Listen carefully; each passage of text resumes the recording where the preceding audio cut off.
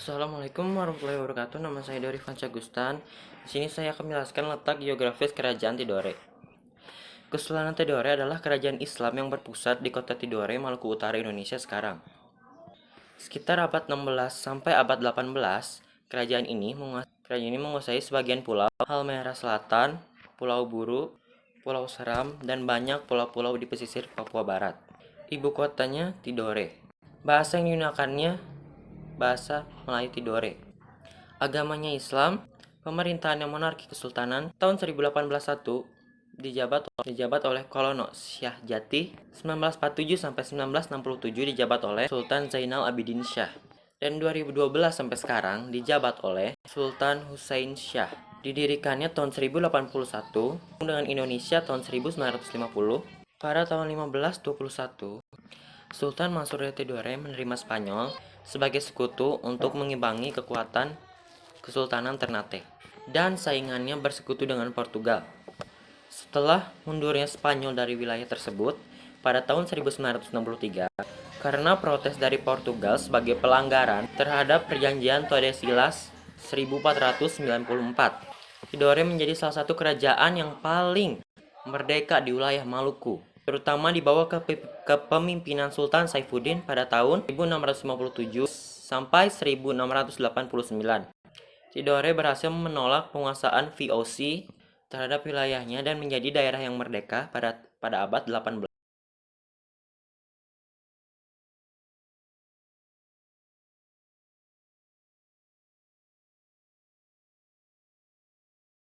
Assalamualaikum warahmatullahi wabarakatuh. Saya Muhammad Andika Ramadan ingin menjelaskan tentang politik kerajaan Tidore. Seperti yang kita ketahui, bahwa Kepulauan Maluku juga banyak terdapat kerajaan kecil di dalamnya. Di antaranya seperti Kerajaan Ternate sebagai pemimpin Uli V, yakni persekutuan 5 bersaudara dan wilayahnya, yang mencakup pulau-pulau Ternate, Obi, Bacan, Seram, serta Ambon. Sedangkan Kerajaan Tidore dengan pimpinan Uli V yang memiliki arti persekutuan 9 bersaudara dengan wilayahnya yang mencakup pulau-pulau Makanya, Jahilolo atau Halmahera, serta pulau-pulau di antaranya daerah itu sampai dengan Irian Barat. Pada saat Portugis memasuki wilayah pihak Maluku, Portugis langsung memihak sekaligus membantu Ternate di tahun 1521, sebab Portugis mengira bahwa kerajaan Ternate memiliki kekuatan yang lebih besar waktu itu. Tak hanya Portugis, bangsa Spanyol juga datang ke Maluku, namun pihak Spanyol langsung membantu pihak kerajaan Tidore, sehingga muncullah perselisihan di antara kaum putih di daerah Maluku. Untuk menghindari peperangan, Paus yang ada kala itu turun tangan dengan cara menentukan garis batas antara kedua kerajaan wilayah timur dengan melalui perjanjian Saragossa.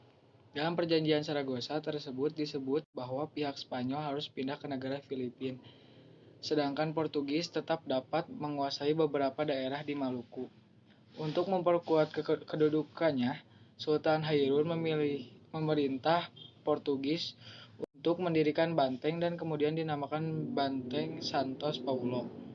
Namun lama-kelamaan nikah dari Portugis tidak disukai oleh masyarakat, bahkan oleh para pejabat di kerajaan Ternate. Segitu saja dari saya. Mohon maaf bila ada kesalahan kata. Wassalamualaikum warahmatullahi wabarakatuh.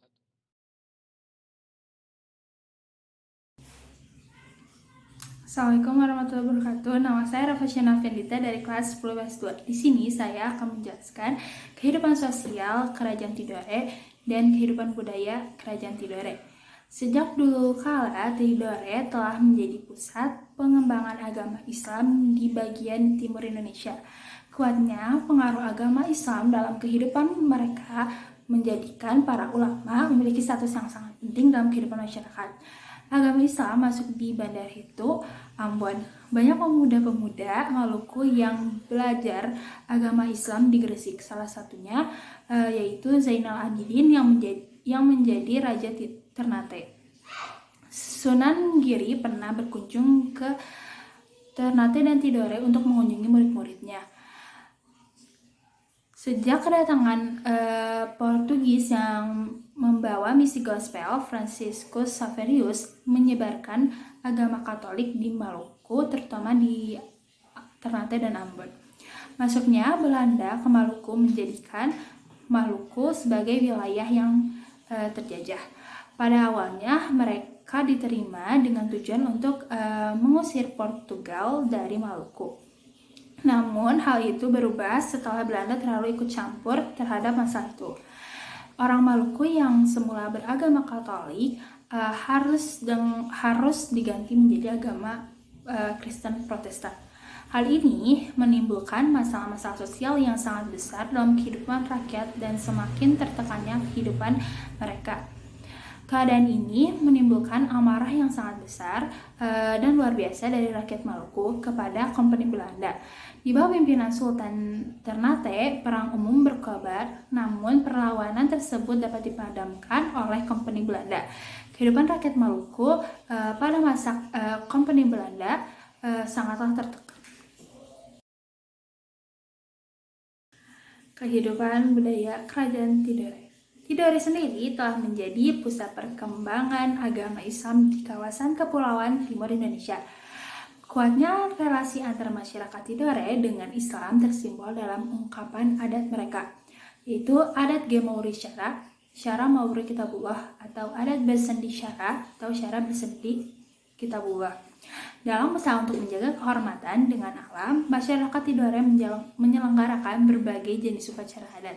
Di antaranya upacara tersebut adalah upacara Legu Gam Adat Negeri, upacara Lufu Kie Dairase Toluku atau mengitari wilayah diiringi pembacaan doa selamat, upacara Ngamfugo, Dolagumi, Joko Hale, dan sebagainya.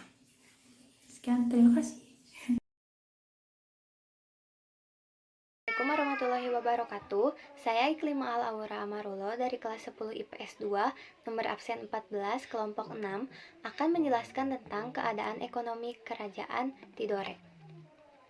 Kehidupan ekonomi di dalam Kerajaan Tidore bisa dibilang cukup sukses, sebab Kepulauan Maluku merupakan tempat yang subur serta ditumbuhi hutan rimba yang banyak menghasilkan cengkeh dan juga pala.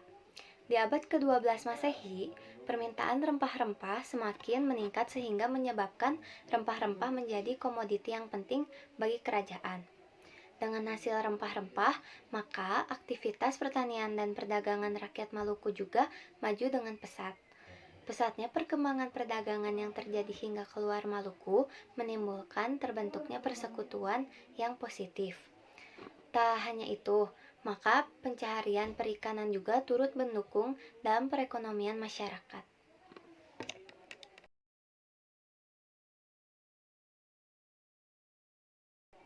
Selanjutnya, saya akan menjelaskan tentang peninggalan-peninggalan di Kerajaan Tidore. Yang pertama ada Masjid Sultan Tidore. Masjid Sultan Tidore telah dibangun sejak abad ke-17. Bangunan ini dibangun pada masa pimpinan Sultan Zainal Abidin. Masjid Sultan Tidore yang unik dan megah ini bahkan menandakan adanya pengaruh Islam yang telah masuk ke wilayah Maluku. Bangunan masjid ini juga bahkan masih difungsikan hingga saat ini. Yang kedua ada Kadato Kie atau Istana Kie. Kadato atau dikenal dengan istana merupakan warisan bersejarah peninggalan Kerajaan Tidore. Pasalnya, istana ini atau yang sering dikenal dengan Kie Palace atau Kadato Kie ini telah dibangun sejak 1812 oleh Sultan Syajuante. Istana ini dihadirkan dengan desain interior yang apik dan menggambarkan sejarah Kerajaan Tidore pada masanya. Lalu yang ketiga ada Benteng Tore dan Tahula. Bangunan yang satu ini memiliki pengaruh penting pada masa kolonial Portugis. Benteng Tore dan Tahula yang terletak di dekat Istana Kie atau Kadato Kie sempat digunakan Portugis untuk melawan Belanda. Bangunan ini bahkan selalu dijaga hingga saat ini karena itu menjadi bukti kejayaan yang pernah berjuang pada zaman dahulu. Demikianlah beberapa ulasan terkait keadaan ekonomi dan peninggalan-peninggalan sejarah. Paparan kisah tentang kerajaan Tidore yang selalu bersaing dengan kerajaan Ternate menunjukkan kelemahan sehingga sering dimanfaatkan oleh bangsa asing. Hingga akhirnya masa kejayaan kerajaan dipimpin oleh Sultan Nuku mampu menyatukan kedua kerajaan tersebut. Sekian dari saya, mohon maaf bila ada kesalahan atau kekurangan materi. Wabillahi taufiq wal hidayah. Wassalamualaikum warahmatullahi wabarakatuh.